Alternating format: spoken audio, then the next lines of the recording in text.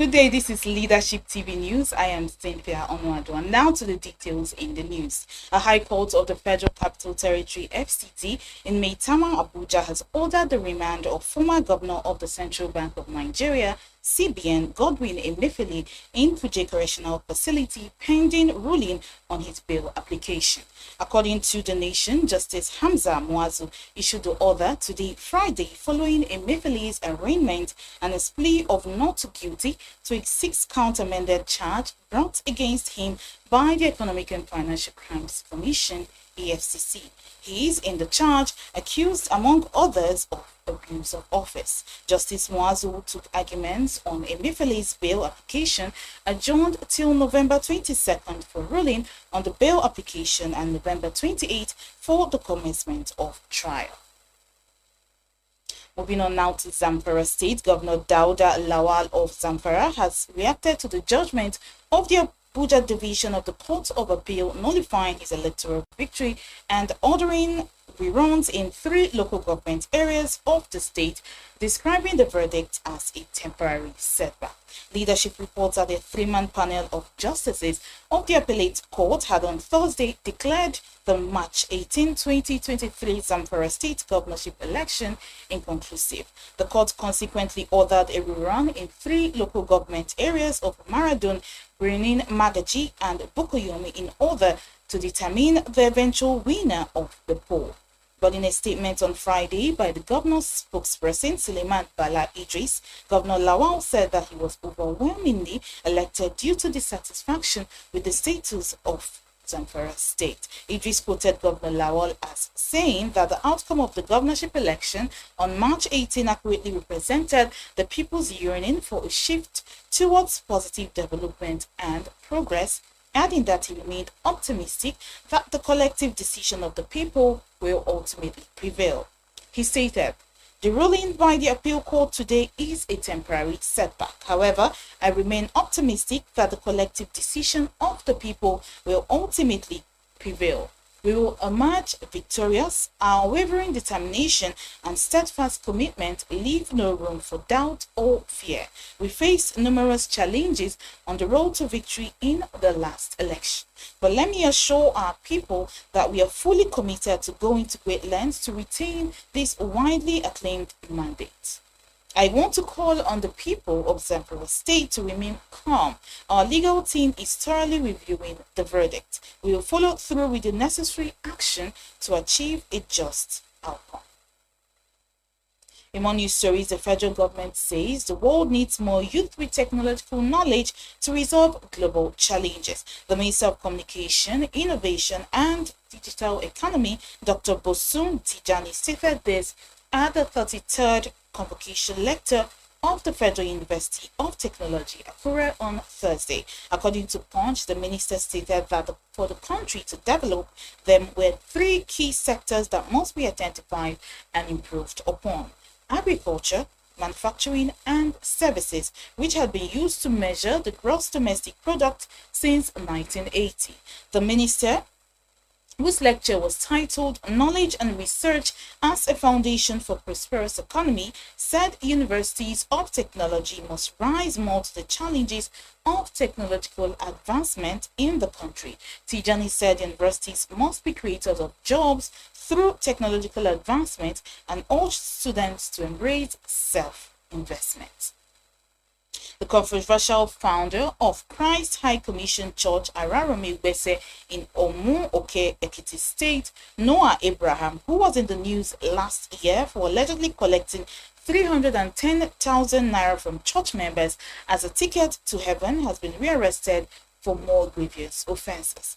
Vanguard reports that this time around, the controversial pastor was arrested by the Ekiti State Police Command in collaboration with the National Agency for the Prohibition of Trafficking in Persons, NAPTIP, for the alleged kidnapping of over 9 persons, including minors, and impregnating the wife of his choir coordinator.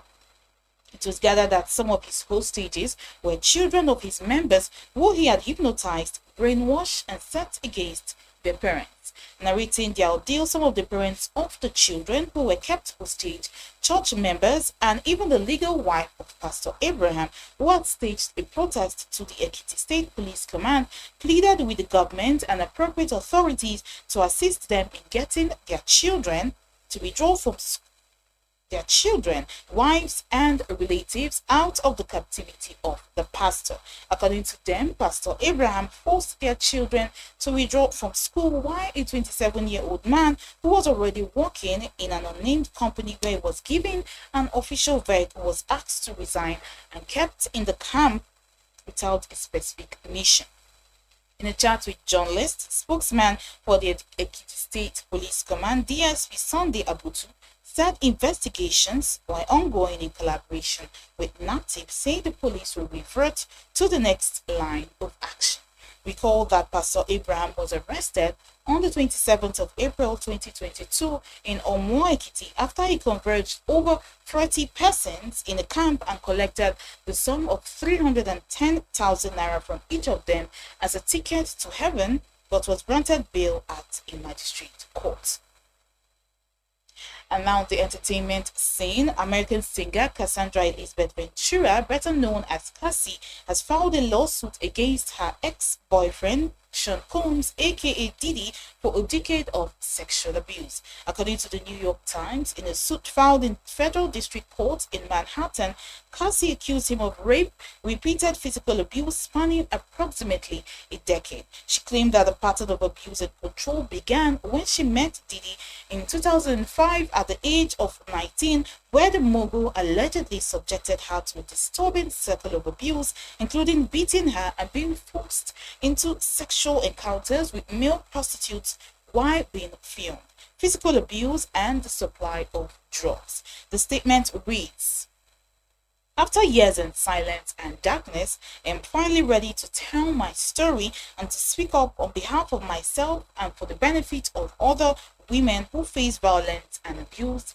in their relationships." In response to her allegation, Diddy's lawyer, Ben Brafman, said, "Mr. Combs vehemently denies these offensive and outrageous allegations. For the past 6 months, Mr. Combs has been subjected to Mrs. Ventura's persistent demand of $30 million under the threat of writing a damaging book about their relationship, which was unequivocally rejected as blatant blackmail. Despite withdrawing her initial threat, Mrs. Ventura has now resorted to filing a lawsuit riddled with baseless and outrageous lies aiming to tarnish Mr. Combs' reputation and seeking a payday." Cassie's lawyer, Douglas Wigdor, counters this narrative, stating that his client and Diddy had a conversation before the lawsuit was filed. According to Wigdor, Diddy allegedly offered Cassie 8 figures to silence her and prevent the filing of this lawsuit. He said she rejected his efforts and decided to give a voice to all women who suffer in silence. And now to some sports news. Super Eagles of Nigeria on Thursday were held to a disappointing 1-1 draw by the Crocodiles of Lesotho in their 2026 World Cup qualifying opener. The game, which was played at the Godswill Akpabio Stadium, Uyo, saw the visitors draw first blood through Motlemelo Mpawanzazi in the 56th minute of a corner. Semi Ajayi in the 27th minute came to Nigeria's rescue with a fine header after being left unmarked in the box. The Super Eagles were, however, not able to get a winner with several attempts on a yielding. The result leaves Nigeria with 1 point in the group alongside Lesotho, Rwanda, and Zimbabwe. The Hoso Pesero-led side will now turn their attention to their second fixture against the Warriors of Zimbabwe, billed for Sunday, November 19th at the Huye Stadium, Butari.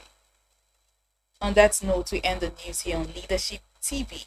For more news stories, log on to our website www.leadership.ng. Many thanks for watching.